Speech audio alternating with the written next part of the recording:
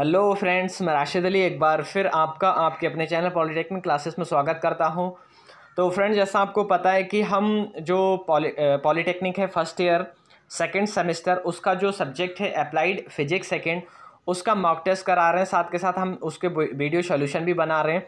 तो फ्रेंड्स, आज हमारा मॉक टेस्ट का वीडियो सॉल्यूशन नंबर 2 होने वाला है और आज हम इसमें देखने वाले हैं कि कौन कौन बच्चे टॉपर रहे और कितने कितने मार्क्स आए। फ्रेंड्स, एक चीज़ और बता दें कि हमारे अभी जो फाइनल ईयर के एग्ज़ाम हुए उससे बहुत अच्छा रिस्पांस मिला है, बहुत अच्छा फीडबैक आया है बच्चों का कि सर आपके एग्ज़ाम से 70% क्वेश्चन फंस रहे हैं।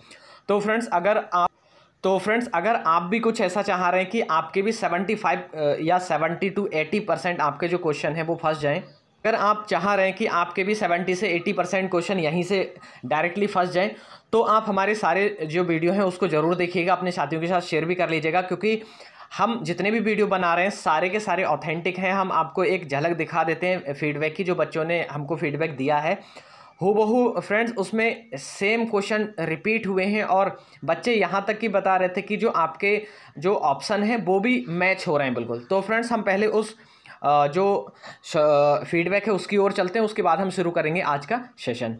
खोल लिया है और यहाँ पर हम चलते हैं कमेंट्स की ओर कि क्या कमेंट है। तो यहाँ पर देख लीजिएगा, ये हमारी अप्लाइड फिजिक्स सेकंड वाले पर जो पहला हमने वीडियो सॉल्यूशन कराया था उस पर था ये कमेंट, और इन्होंने लिखा है कि सर दिल से थैंक्स, मैं 6 सेमेस्टर का स्टूडेंट हूँ। मैंने आपके ओनली आपके सारे लेक्चर 2 बार पढ़ लिए, उसके बाद किसी बुक से नहीं, किसी चैनल से नहीं पढ़ा। जब मैंने पेपर दिया तो रियल में सर आपकी क्लास से 70% क्वेश्चन फंसे। कसम से सर मौज कर दी आपने। आपको आपको और पॉलीटेक्निक क्लासेस फैमिली को दिल से thanks sir, God blessing you. तो फ्रेंड्स, ऐसा कुछ आपके साथ भी हो सकता है, क्योंकि हमारे जो क्वेश्चन है वो बहुत ज़्यादा इंपॉर्टेंट है, बहुत अच्छे क्वेश्चन हम लेकर आते हैं और ऑथेंटिक ही क्वेश्चन होते हैं। तो फ्रेंड्स, अगर आप इस पर भरोसा कर रहे हैं तो आप अपने साथियों के साथ इसको शेयर जरूर कर दीजिएगा। तो चलिए स्टार्ट करते हैं फ्रेंड्स आज का हम सेशन।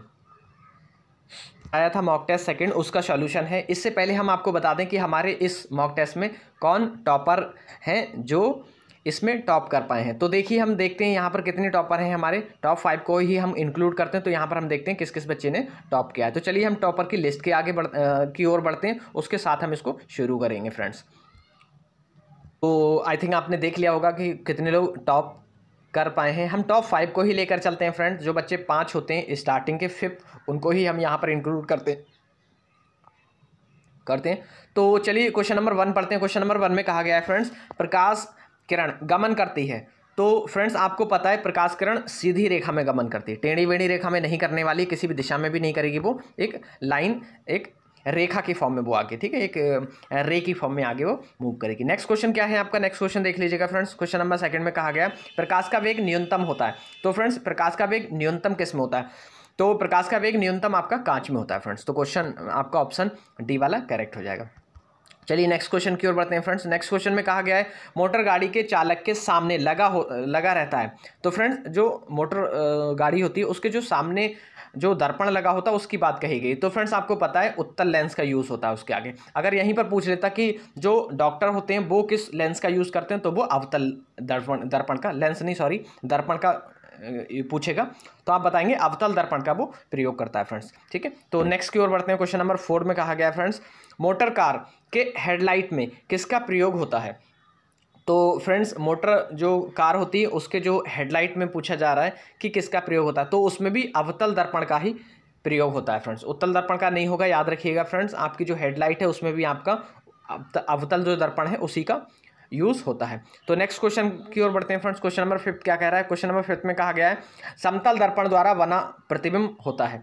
तो फ्रेंड्स, जो समतल दर्पण है उसके द्वारा जो प्रतिबिंब बनता है वो काल्पनिक बनता है, याद रखिएगा, वास्तविक नहीं होगा, दोनों भी नहीं होगा। तो आपका ऑप्शन जो है वो आपका काल्पनिक हो जाएगा। Option B is the right answer कि आपका कैसा बनेगा फ्रेंड्स, आपका काल्पनिक बनने वाला है। तो चलिए नेक्स्ट क्वेश्चन की ओर बढ़ते हैं। नेक्स्ट क्वेश्चन में कहा गया है यदि 50 चक्र तरंग प्रति सेकंड उत्पन्न हो रही हो तो उनकी आवृत्ति होगी। फ्रेंड्स, 50 चक्कर तरंग अगर होती है, 1 सेकंड में 50 तरंगें उत्पन्न हो रही हैं या फिर 50 चक्कर तरंग लगा रही है, तो उसकी फ्रीक्वेंसी पूछा जा रहा है। अब मैं आपको बता दूं फ्रेंड्स की फ्रीक्वेंसी होती है। तो फ्रीक्वेंसी क्या होती है फ्रेंड्स? 1 सेकंड में जितने चक्कर किए जाते हैं, number of cycles in 1 second is known as frequency. तो अगर हम फ्रीक्वेंसी के फॉर्मूले की यहाँ से हम इस डेफिनेशन से बात करें तो यहाँ पर ये तो ही कहा गया है फ्रेंड्स कि 1 सेकंड में इतने चक्कर लगाए, तो फ्रीक्वेंसी क्या होगी, तो फ्रीक्वेंसी भी वही होगी। एक सेकंड में जितने चक्कर लगा रहा है, वेव्स लगा रही है, तो उसको हम फ्रीक्वेंसी कहते हैं फ्रेंड्स। तो ऑप्शन ए इसका करेक्ट हो जाएगा। नेक्स्ट क्वेश्चन की ओर बढ़ते हैं फ्रेंड्स। क्वेश्चन नंबर 7 में कहा गया किसी तरंग की आवृत्ति 200 हर्ट्ज तथा तरंग लंबाई 4 मीटर है तो तरंग वेग होगा। फ्रेंड्स यहाँ पर मैं आपको बता दूं कि जो आपकी फ्रीक्वेंसी है वो 200 दे रखी है और जो वेवलेंथ है वो आपकी 4 मीटर दे रखी है। तो यहाँ पर आपका वेग जो वेलोसिटी है वो पूछा जा रहा है कि वेलोसिटी क्या होगी। तो हम इसको कैलकुलेट कर ले रहे हैं फ्रेंड्स। हम फॉर्मूले की बात करें तो फॉर्मूला क्या होता है, v equal to n lambda.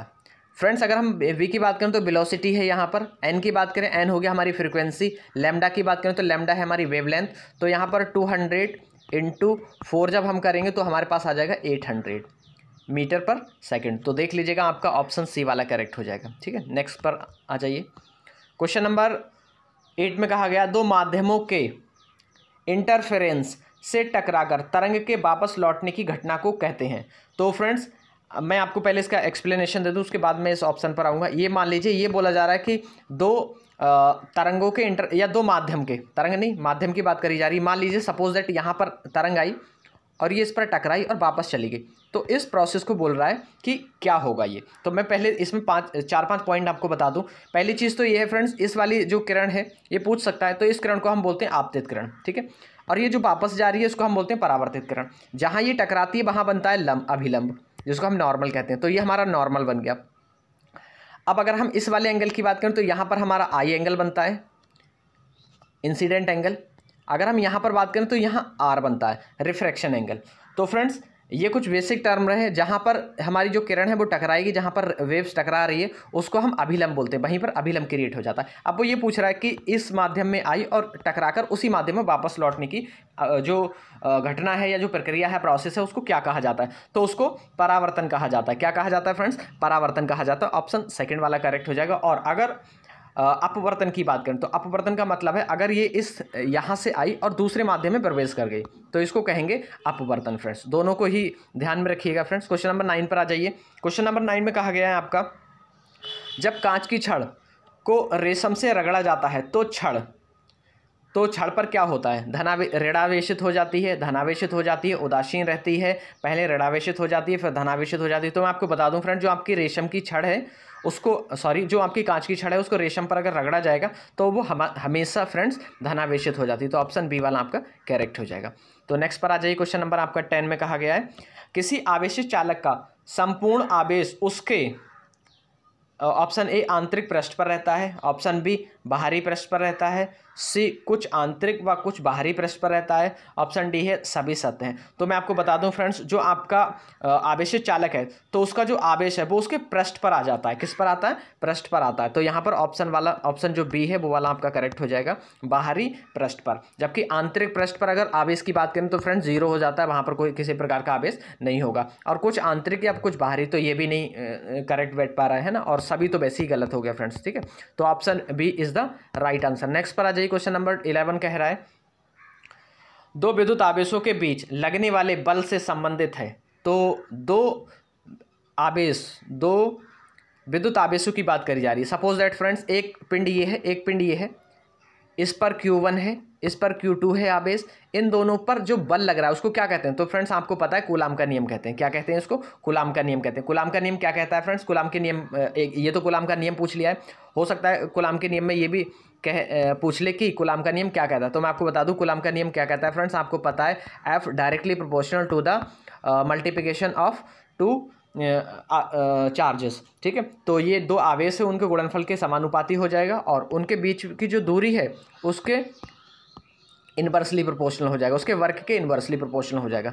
तो आप ऐसे याद रखिएगा कि जो आपका दो पिंड है उन पर लगने वाला बल उनके आवेश के गुणनफल के समानुपाती होता है और उनके बीच की दूरी के वर्ग के व्युत्क्रमानुपाती होता है। व्युत्क्रमानुपाती का मतलब है फ्रेंड्स उसके इन्वर्सली प्रोपोर्शनल। ठीक है, तो ऑप्शन वी वाला आपका करेक्ट हो जाएगा, कूलाम का नियम।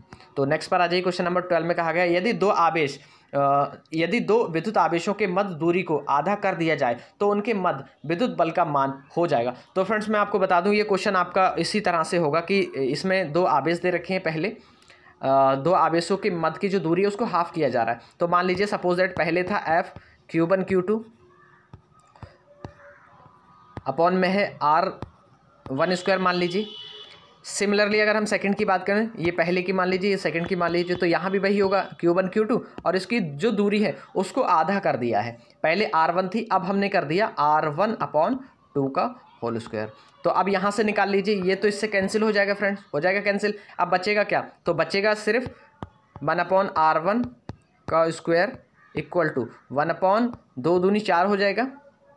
एक सेकेंड फ्रेंड्स, एक सेकेंड इसको हटाइए, पहले हाफ था ना, तो R1 का स्क्वायर अपॉन 4। तो ये जो 4 है फ्रेंड्स ये कहाँ चला जाएगा? ये ऊपर आ जाएगा। तो इसको जब ऊपर हम लगाएंगे, लगा लीजिए इसको ऊपर, ये ऊपर आ गया और ये यहाँ पर कैंसिल हो जाएगा। तो वो जो बल पूछ रहा है, बल कितना हो जाएगा फ्रेंड्स? आप देख लीजिए कितना हो रहा है वो। तो बल आपका जो है वो हो रहा है आपका चौगुना, मतलब 4 गुना, 4 टाइम्स F का, ठीक है, F1 का 4 टाइम्स हो जाएगा। ठीक है, नेक्स्ट पर आ जाइए, तो देख लीजिएगा ऑप्शन सी वाला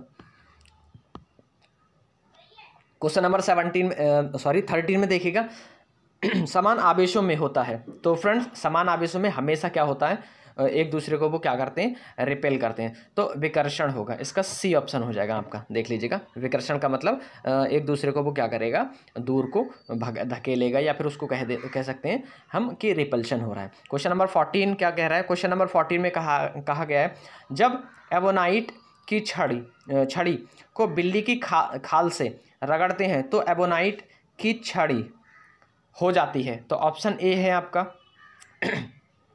ऋणावेशित हो जाती है, ऑप्शन बी है धनावेशित हो जाती है, सी है आपका उदासीन रहती है, डी है आपका पहले ऋणावेशित होती है फिर धनावेशित हो जाती है।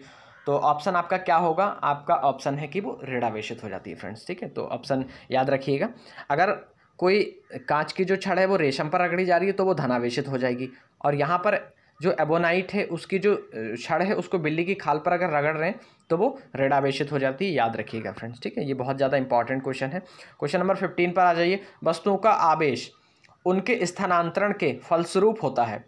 Option A electron, option B proton, option C positron है बी वाला, ऑप्शन सी है आपका प्रोटॉन, ऑप्शन डी है आपका न्यूट्रॉन। तो आपका ऑप्शन क्या हो जाएगा? आपका ऑप्शन इलेक्ट्रॉन हो जाएगा, ऑप्शन ए। ठीक है, नेक्स्ट क्या कहेंगे? आपको पता है फ्रेंड्स कि जो आप इलेक्ट्रॉन के आवेश की प्रवाह की दर है उसी को विद्युत धारा कहते हैं। तो यहाँ पर आवेश के प्रवाह को तो बोल रहे हैं, तो आवेश का प्रवाह कैसे होता है? इलेक्ट्रॉनों के माध्यम से। ठीक है, नेक्स्ट पर आ जाइए क्वेश्चन नंबर 16। क्वेश्चन नंबर 16 में कहा गया है, आप कार में जा रहे हैं, यदि वाली हो तो सुरक्षित करने के लिए ऑप्शन ए कार की खिड़कियां बंद कर देंगे, ऑप्शन बी कार की खिड़कियां खोल देंगे, ऑप्शन सी कार से उतरकर नीचे बैठ जाएंगे, ऑप्शन डी कार के ऊपर बैठ जाएंगे। तो फ्रेंड्स जो ऑप्शन आपका 16 वाला है वो है आपका कि कार की खिड़कियां बंद कर लेंगे। ऑप्शन ए वाला करेक्ट है। कार की खिड़कियां क्यों बंद कर लेंगे? क्योंकि आपको पता है फ्रेंड्स जो आपका